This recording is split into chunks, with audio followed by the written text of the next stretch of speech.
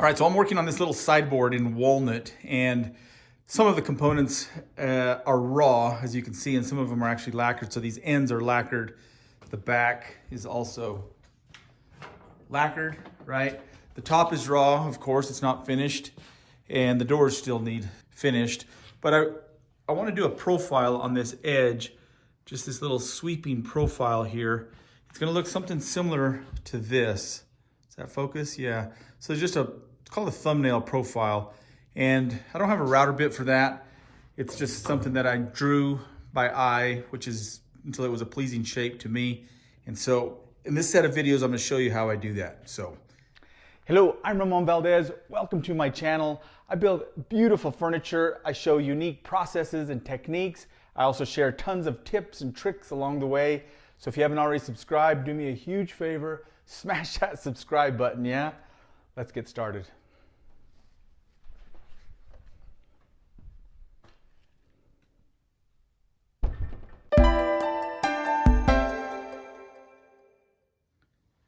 all right, so these are my working drawings that I made. You can see this is one that a schematic I had, or a slice away that I had made for the latch, and I just wanted to get all the details right. And so here's that profile, and you can see I've got this drawn, this radius as a 2 1/4 radius, and about 3/16 down from the top is where that radius originates. So we'll lay that out on a sample to start. Okay, to start, just need some sample material, right? Always cut plenty of material. So I've got a nice clean block of wood. This is the same thickness as the top, and everything's been squared up nice and true. And so according to my drawing, we come down 3/16 of an inch, and I'll just eyeball that. By now I should know what 3/16 looks like. All right, let's see.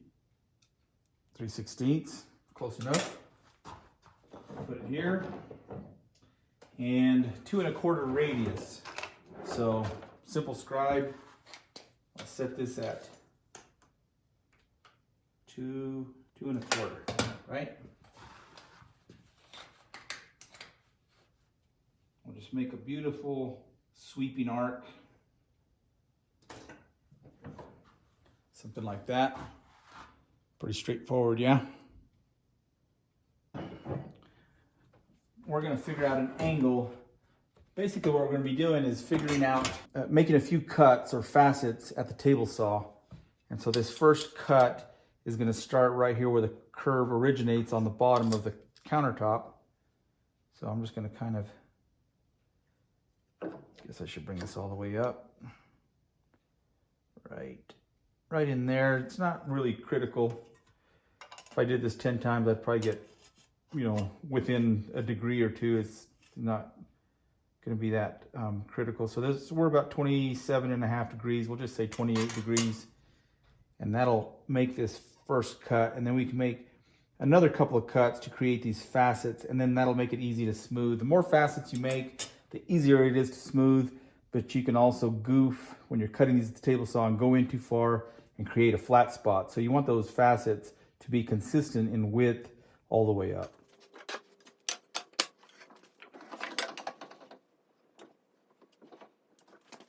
All right, my gauge says that's about right? Now this is an older saw, this is a right tilt. I would rather have a left tilt. I think they're more versatile, a little bit user-friendly, but you can seem to accomplish anything with a left or right tilt. A lot of times I just put the fence on the left side of the blade. So a lot of ways to do things. So you may have wondered why I came down 3/16 of an inch. I really don't want that radius to come all the way up to the point. It would make this a little too pointy, so I wanted a little bit of a flat area. And that flat area actually helps me in another way. I can use an L fence. If I can learn how to use the one I have. So this L fence will go on here. This thing is fantastic. This is made by Ben Brunick, Chalkstone Woodworking on Instagram. When I got this one from him, I threw the one that I had made, I threw it in the trash. So we can bring that down.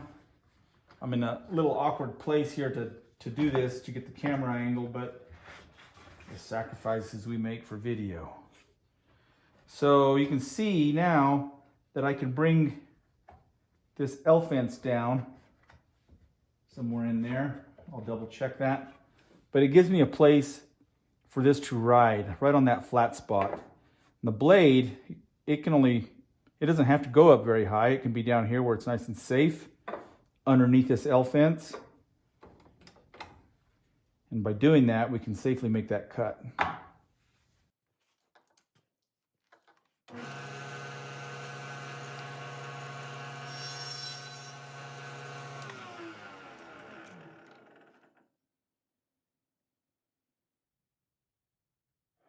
Now that we're happy with that first cut, that first facet, a couple of things. We can run the rest of the sample through, making that cut. And we can also run the 4 edges of the countertop to make that first cut or facet. And then we're going to be making a few more facets. Let me see what this is. That's about 1 inch. So what we can do is we can divide this up. Again, not critical. I'm going to divide that up into 4.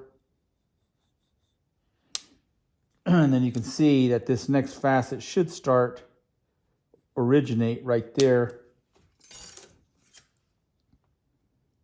And we'll determine the angle by doing something like that. And of course the third one, and then a slight amount for that fourth one, till we get a nice transition. The facets should be somewhat, equal, but you don't have to get crazy about it. They're pretty easy to smooth out. But it does help if they're somewhat consistent. I often get asked on Instagram what type of blade I like. I like the Forest Woodworker 2. It's a rip blade. I have 4 of them, rotate them out quite often and keep them very sharp.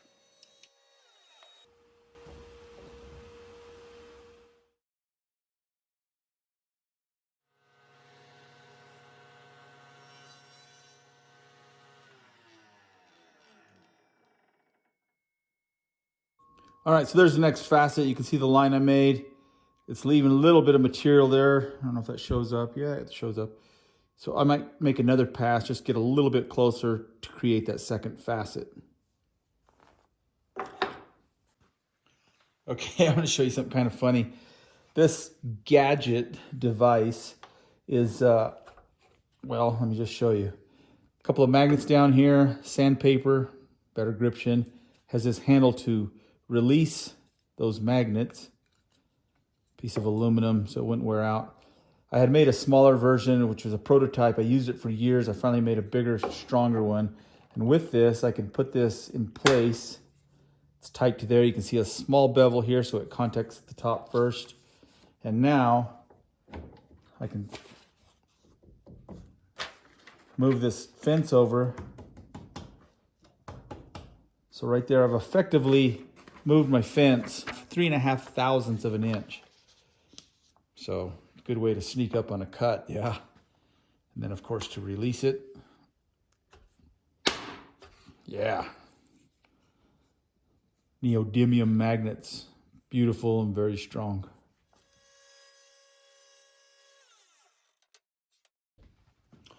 And truthfully, you don't even need to know what the angle is. I showed you the angle in the first video just to show you, I guess, but you could just transfer the angle that you're figuring out here directly to the blade.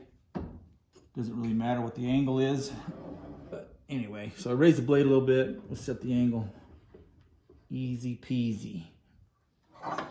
Drop the blade back down underneath this L fence.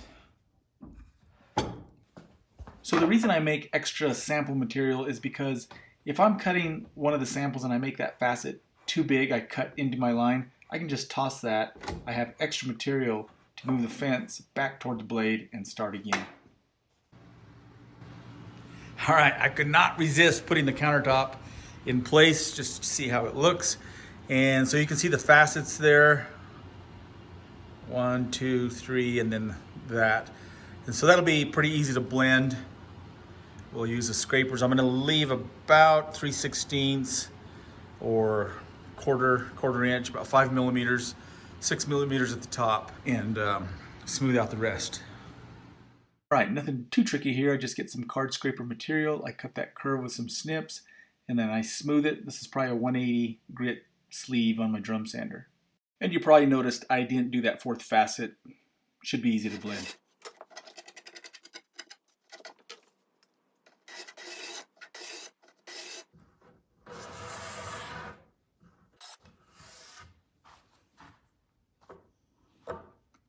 So you can see how quickly those high points of those facets disappear. So I'll just run this across here a few times, and then and then we can use a soft piece of rubber with sandpaper to blend everything.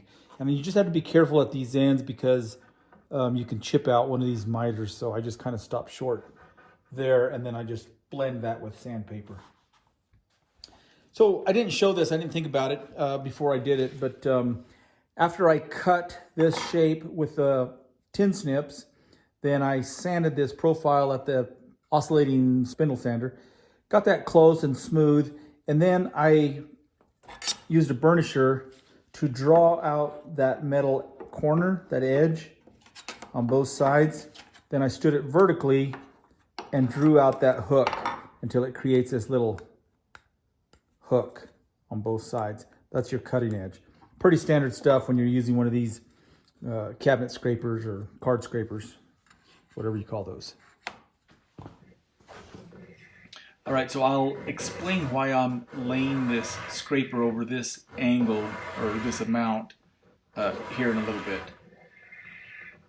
Typically that scraper would be almost 90 degrees, maybe 85 degrees.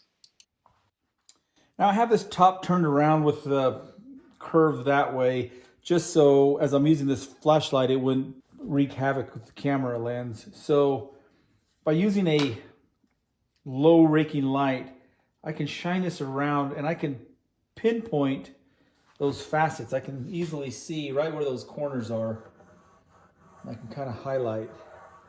So I'm getting this top area, but this bottom area still needs, shaved down on that little high spot of that facet. So it doesn't take much, but I like to check it, pretty periodically.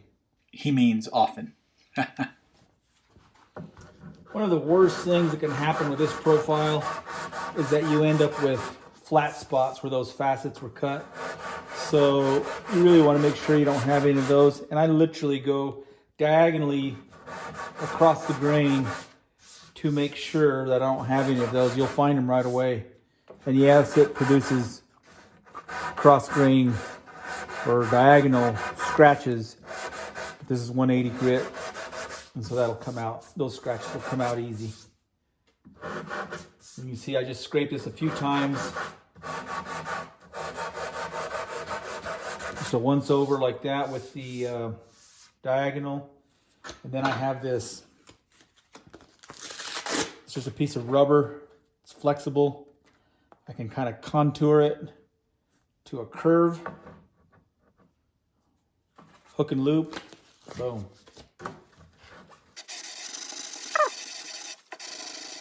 A little bit of touch up and that thing is done. And check it with that low raking light that I'm always talking about. Pretty cool, yeah?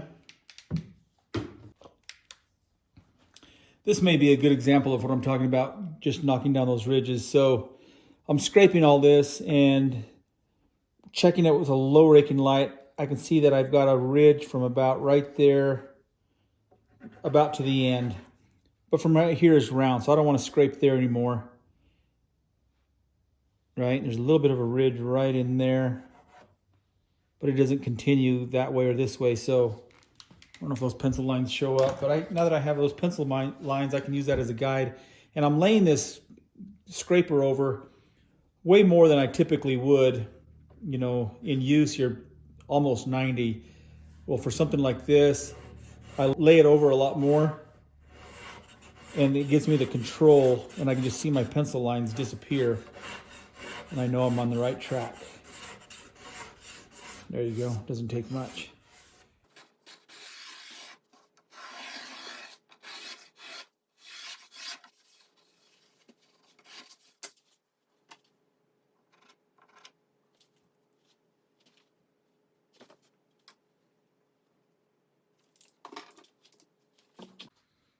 All right, I am loving the way this has turned out. Everything's been smooth.